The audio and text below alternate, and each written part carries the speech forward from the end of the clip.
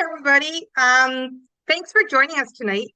What I wanted to talk about tonight was about the key successes about going out and purchasing your dream home so that you don't get out there and you're all excited and find a home, and now all of a sudden you're disappointed because you don't have something in place and you've lost that home.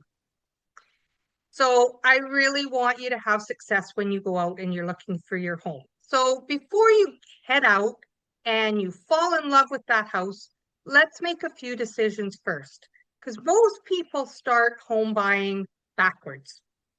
They go out shopping first, then they qualify later, but nothing changes until a decision is made. So if you're buying or even have thoughts of buying this year, whether it's within the next few months or within the next 12 months, you want to make sure that you've got your steps in place properly for the success. So that's what we're going to talk about tonight. We're going to talk about clarifying what the steps are and not just going out and shopping. So when you're looking at going to purchase a home, it's very similar than any other financial decisions that you make. You want to go through those key 5 steps. And I'm going to name the steps off for you, then we're going to circle back and talk a little bit about them and why they're important. So the very first step that you want to make is that make that decision. Make that decision that you are going to go out and buy your home. Could be a house, could be a condo, could be a townhouse, whatever it is, just make that decision that you are going to go out and you're going to purchase a home. Then after you've made that decision, you want to sit down and you want to form a plan. And you want to form a plan that's realistic, that you're going to qualify for, and you want to ask for guidance. So asking for guidance is the step after you formed a plan. And they actually tie in nicely hand to hand, because when you're going through the guidance, you're going to understand what the mortgage rules are. You're going to understand what the rates are. And I'll come back and talk a little bit more about that, and we'll get really deeper into it. Our fourth step when we're looking at setting ourselves up for success for purchasing that wonderful home that you're so excited about is you got to embrace some changes. So there may be some changes that need to be made to get you to that success story, and you got to be ready to embrace them. And then the final and most exciting step that everybody just loves is we're going to execute when you're ready. And you're going to go in so confident that you're going to get this home that you want because you've put everything right in plan. And everything falls in place as you've wanted it to be. So I'm going to circle back a little bit, and I'm going to talk a little bit about making the decision. So when you make a decision that you're going to purchase a house, a pre-approval is not your commitment to buy, but the pre-approval is actually, it's a commitment to understand what the steps are in purchasing a home.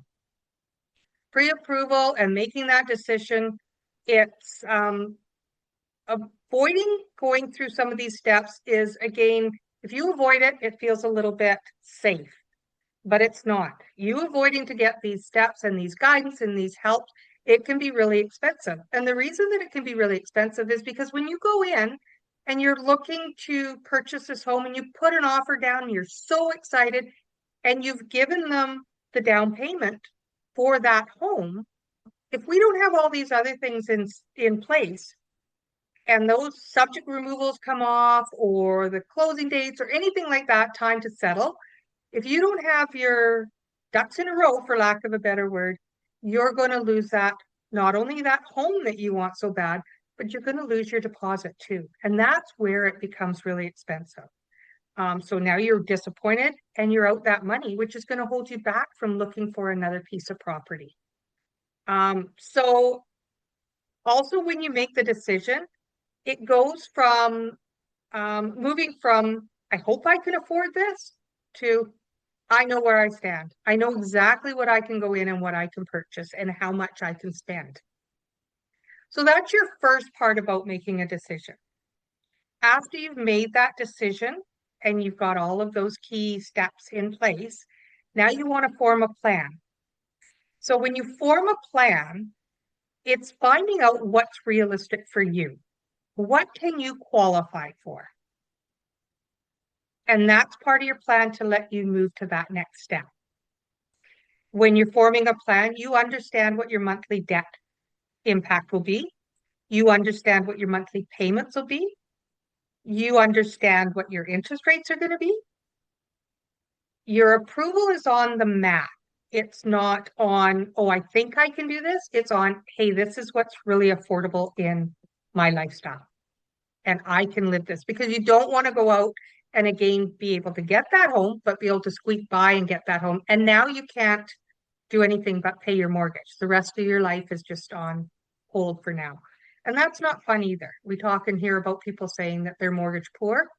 That's because they haven't gone in and made that plan to make sure that they can live their lifestyle that they want to continue to live with owning a home. We plan around, part of your form of a plan is planning around your family. It's the realistic things that are going on in your world. You're planning around your kids. You're planning around, retirement goals still, business. Are you comfortable with these payments? Are you comfortable with where you are right now and be able to take this next step? So that's what comes when you start to form a plan. And then you want to sit down and you want to ask for guidance. And, that is so important, because asking for the guidance really clarifies matters for you. It keeps you out of the hot water, and it keeps you from just guessing as you go along. So when you ask for guidance, you work with a mortgage specialist and you work with a realtor that understand what the rate changes are. They understand what the markets are doing right now when it comes to real estate. Where are your peaks? Where are the valleys? What's moving? What's not moving? Why? And it also, when you're working with the guidance of a mortgage consultant like myself, we understand what the rules are as well when it comes to mortgages. So now again, we're protecting you as you're going out to make this massive big purchase that you're running on emotions. We're helping you keep those emotions high, but we're protecting you as you go out too. So we're basically wrapping that blanket around you to make sure that you're safe in these decisions that you're making. Asking for guidance doesn't mean that you've made any obligations to anybody. There isn't any pressure to go out and just buy. It's knowing and understanding for the information part of it of what you can do. And the decisions that you make are aligned decisions, as I talked about before. They're not running on your emotions. They're running on your logic and aligned with what the reality of your state in this life stage is. So that's asking for guidance.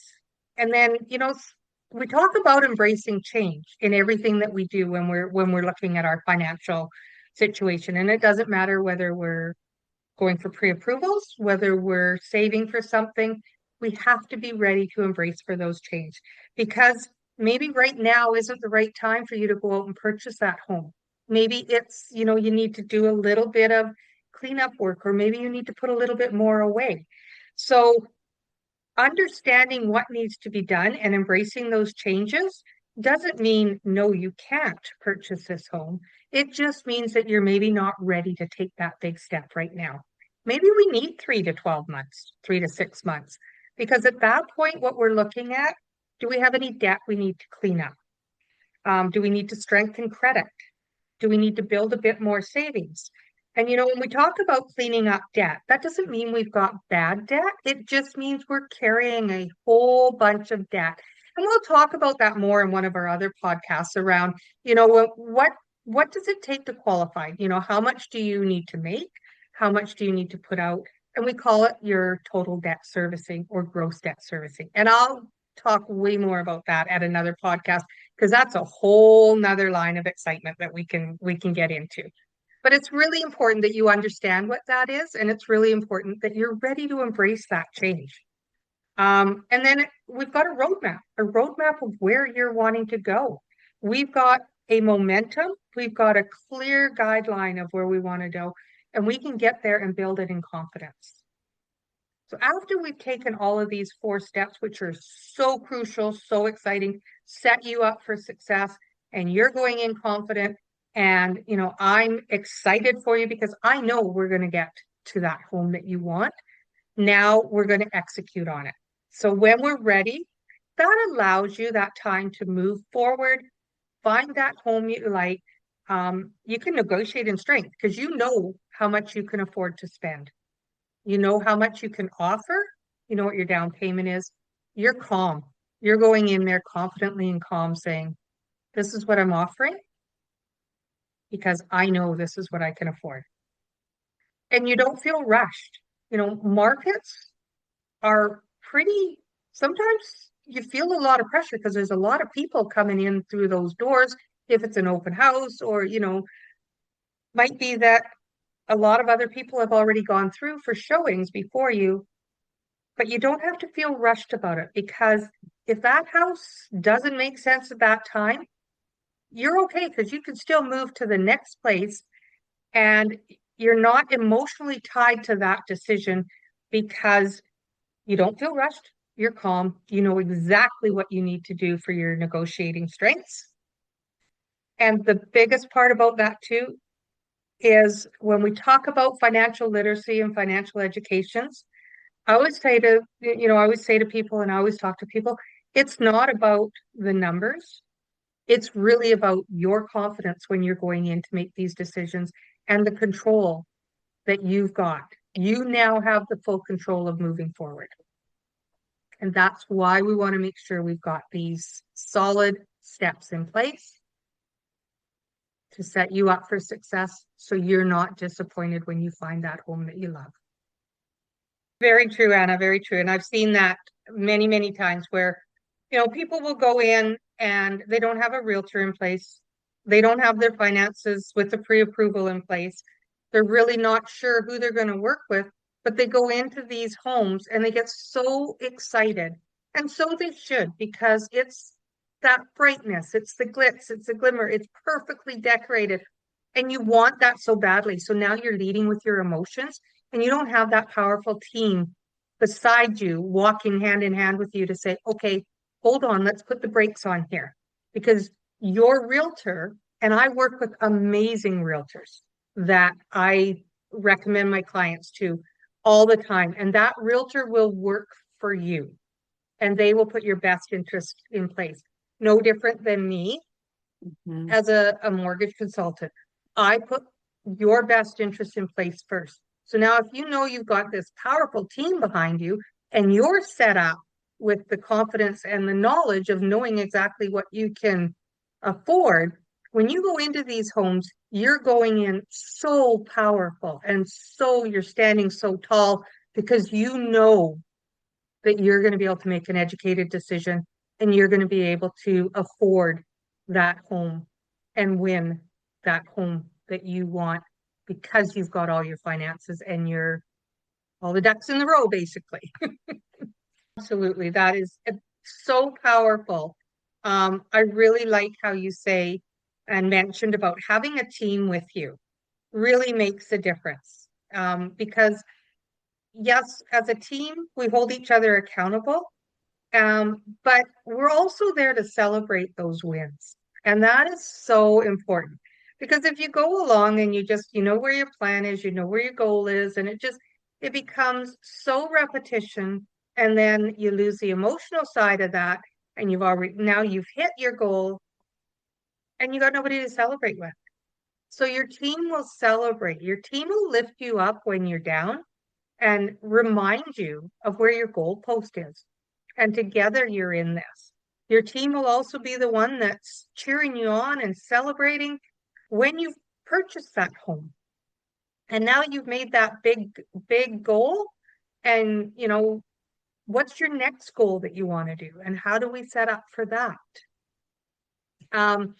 There's so many different tools that can help us with our planning and help us, with the guidance and things like that.